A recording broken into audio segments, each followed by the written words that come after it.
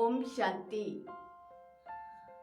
आज हम बात करते हैं कि लाइफ रिव्यू क्या है और लाइफ रिव्यू में होता क्या है। क्योंकि अगर हमें जीवन मिला है, जन्म हुआ है, तो हमारी मृत्यु निश्चित है, अटल है, इसे कोई टाल नहीं सकता है। और जिस कारण, जिस जगह और जिस समय में होनी है उस समय में ही होगी, हम उसे नहीं रोक सकते हैं। हाँ, हो सकता है हम अभी अपने मन को समझाने के लिए कुछ भी नई नई बातें कर दें कि नहीं, ऐसा नहीं होता है, वैसा नहीं होता है, और मृत्यु के बाद किसको क्या पता चलता है, इसलिए जो करना है, जैसा भी करना है कर लो। ना कोई भगवान है और ना कोई देखता है। तो आज मैं इसी बात पे बात करती हूँ और आज आपको मैं विस्तार से बताऊंगी कि व्यक्ति जब मृत्यु के आगोश में जाता है और उसके बाद उसकी सोल जब स्पिरिट गाइड के पास पहुंचती है तो उसका एक लाइफ रिव्यू होता है। और वो लाइफ रिव्यू में एक सोल कॉन्ट्रैक्ट करती है। वो सोल कॉन्ट्रैक्ट क्या है, आज हम इस पर बात करते हैं। क्योंकि हर किसी के जीवन का एक उद्देश्य होता है। हमें भी जीवन मिला है, आपको भी जीवन मिला है, लेकिन जीवन का एक उद्देश्य होता है। और वो उद्देश्य होता है कि हम एक वायदा करके आते हैं। सोल कॉन्ट्रैक्ट में क्या होता है कि आत्मा एक वायदा करके आती है, किसके साथ? स्पिरिट गाइड के साथ। और स्पिरिट गाइड के साथ जब वादा करके आती है तो वो उसमें कुछ लर्निंग होती है। वो सीखने के लिए उसको पुनः इस धरती पर भेजा जाता है। क्योंकि जन्म और मृत्यु और पुनः जन्म ये तो तय है। क्योंकि आत्मा करेगी भी क्या, वहां कब तक बैठी रहेगी? एक ना एक दिन उसको इस सृष्टि पर आना ही है।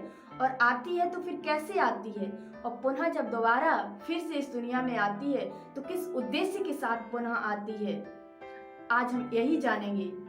तो वो लर्निंग लेनी होती है उसको, और उसको ये भी उसको याद रखना होता है कि परमात्मा को कितना उसे याद करना है, कितना समय याद करना है। ये सारे वायदा करके वो स्पिरिट गाइड के साथ आती है। वो जो सोल होती है वो कई कॉन्ट्रैक्ट करती है, लेकिन उसका एक लाइफ रिव्यू में कॉन्ट्रैक्ट होता है, एक वायदा होता है जो स्पिरिट गाइड के साथ होता है। एक वायदा होता है जो वो गॉड के साथ करती है। एक कॉन्ट्रैक्ट होता है, एक वायदा होता है जो वो सोल के साथ होता है, आत्मा दूसरी आत्मा के साथ करती है। तो आज हम जो बात कर रहे हैं वो सिर्फ और सिर्फ एक टॉपिक हमारा रहेगा कि लाइफ रिव्यू में आत्मा क्या करती है और उसका कैसे हिसाब किताब लिया जाता है। तो जब व्यक्ति की मृत्यु हो जाती है और उसकी आत्मा जब पहुंचती है ऊपर एंजल्स के पास, जहां पर एक धर्मराज की सभा लगी होती है और वहां पर ट्रिब्यूनल बैठी होती है। ट्रिब्यूनल जानते हैं आप क्या है? ट्रिब्यूनल जो गॉड ने 3 शक्तियों को निमित्त बनाया है इस सृष्टि को चलाने के लिए, एक रेस्पॉन्सिबिलिटी उन्हें मिली हुई है आपकी, जो आपको यहाँ इस दुनिया में भेजा गया उसकी। तो वो ट्रिब्यूनल में ब्रह्मा, विष्णु और शंकर तीनों बैठते हैं। और वो ट्रिब्यूनल बैठ करके आपके जो कार्मिक अकाउंट हैं उनको एक एक करके बाहर निकालती है। आपने क्या कर्म किया है वो एक एक ऐसे टीवी सी चल रही होती है वहां पर, और आपने जो किया है आपको लगता है कि अरे ये क्या भगवान देख रहा है, हमें कौन देख रहा है, कर लेते हैं। लेकिन आपका छोटे से छोटा और बड़े से बड़ा हर कर्म वहां एक सीन उसकी दिखाई जाती है। और उस वक्त आपकी आत्मा स्वीकार भी करती है कि हाँ, मैंने ये किया है। और फिर वही आत्मा जब ये स्वीकार करती है कि मैंने ये गलती की है, तो फिर उससे ही पूछा जाता है, अच्छा बताओ तुम्हें वर्थ कहाँ लेना है, जन्म कहाँ लेना है। तो वो आत्मा खुद ही अपने सिग्नेचर करती है वहां। वो खुद ही एक कॉन्ट्रैक्ट करती है, एक वायदा करती है और कहती है कि मुझे इस घर में भेजा जाए जिसको उसने दुख दिया है, या जिसको बहुत दिल दुखाया है, परेशान किया है, तो आत्मा कहती है मुझे पुनः यहाँ भेजिए, क्योंकि मुझे लर्निंग करनी है, अब मुझे सीख करके आगे बढ़ना है।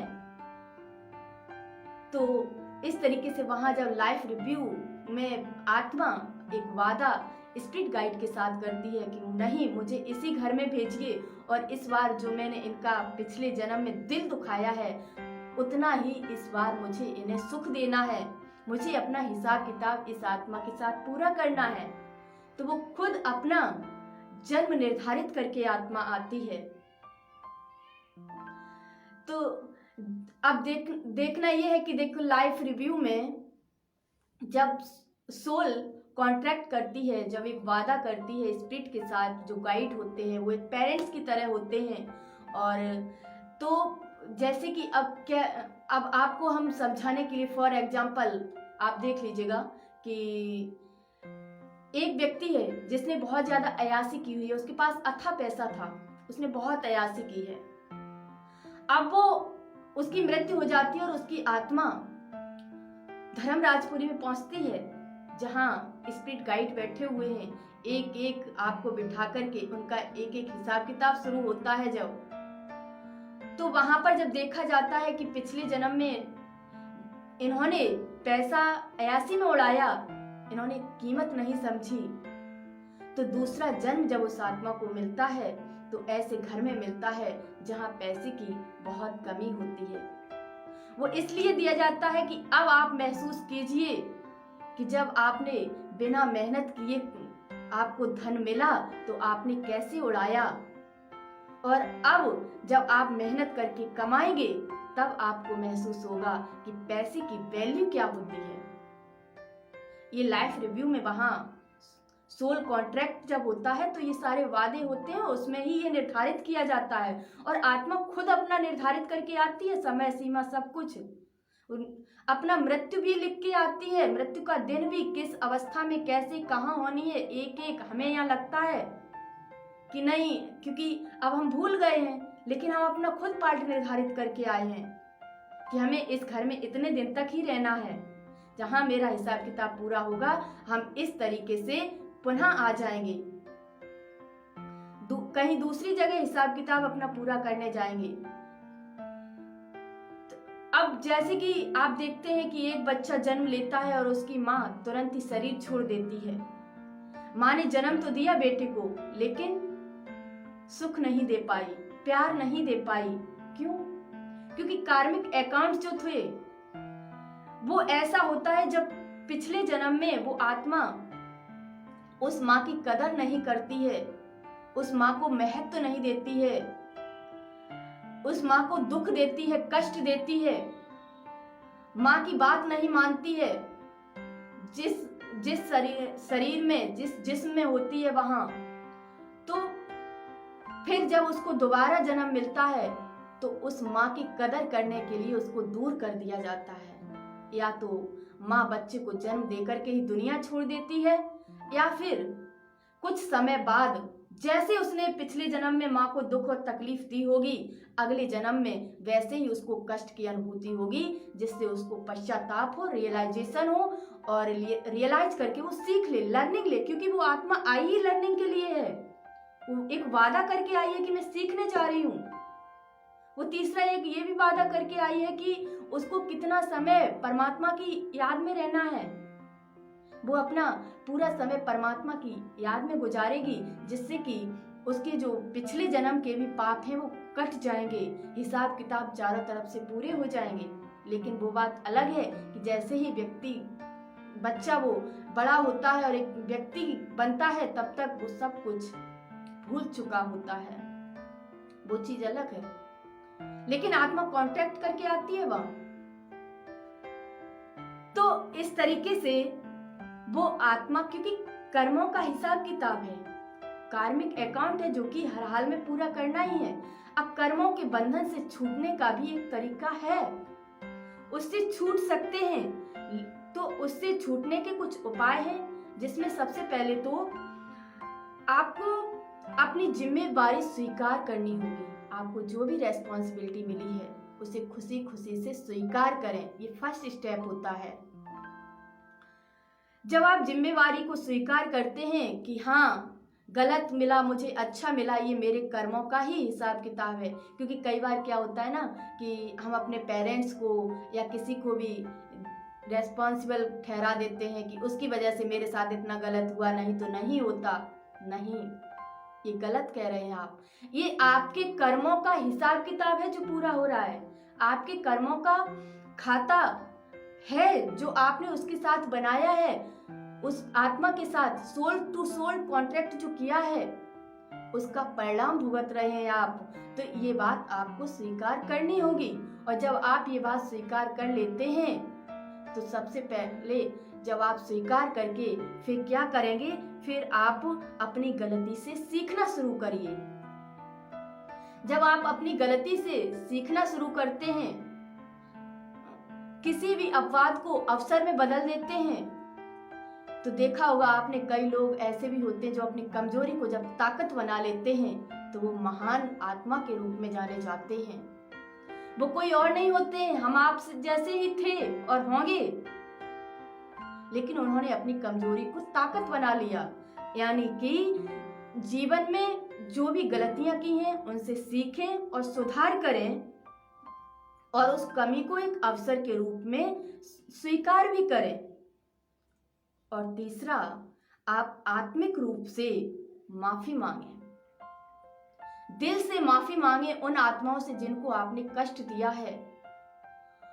और उसके लिए आपको माफी मिल भी जाएगी। अगर आपने किसी की आत्मा को कष्ट दिया है तो उसके लिए आप दिन में कम से कम 108 बार और 40 दिन तक एक प्रे है उसको दोहराएं।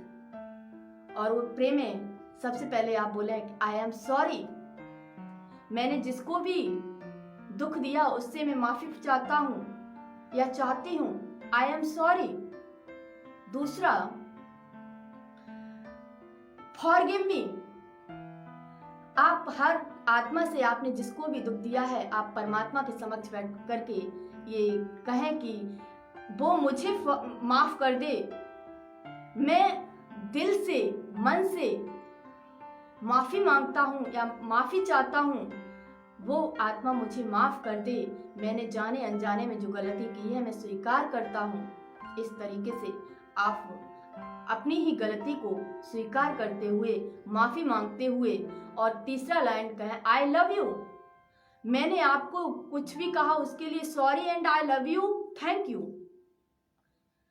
ये 4 बातें आप दिन में 108 बार भी अगर बोलते हैं और साथ में ही परमात्मा का ध्यान भी करते हैं, क्योंकि परमात्मा का ध्यान जीवन में बहुत जरूरी है। जिसके लिए आप कह के आए थे, आप एक वादा करके आए थे कि हम इतना समय परमात्मा की याद में देंगे, हर कार्य करते हुए हम परमात्मा को याद रखेंगे, लेकिन आप यहाँ आकर के भूल गए। तो जो लाइफ रिव्यू में आपको पुनः इसलिए भेजा गया है कि आप अपनी गलतियों को सुधारें, उनसे माफी मांगें जिन आत्माओं को आपने दुख दिया है, कष्ट दिया है। इस तरीके से आप कर्म के बंधनों से मुक्त हो सकते हैं, छूट सकते हैं। आपका हिसाब किताब सभी के साथ पूरा हो सकता है।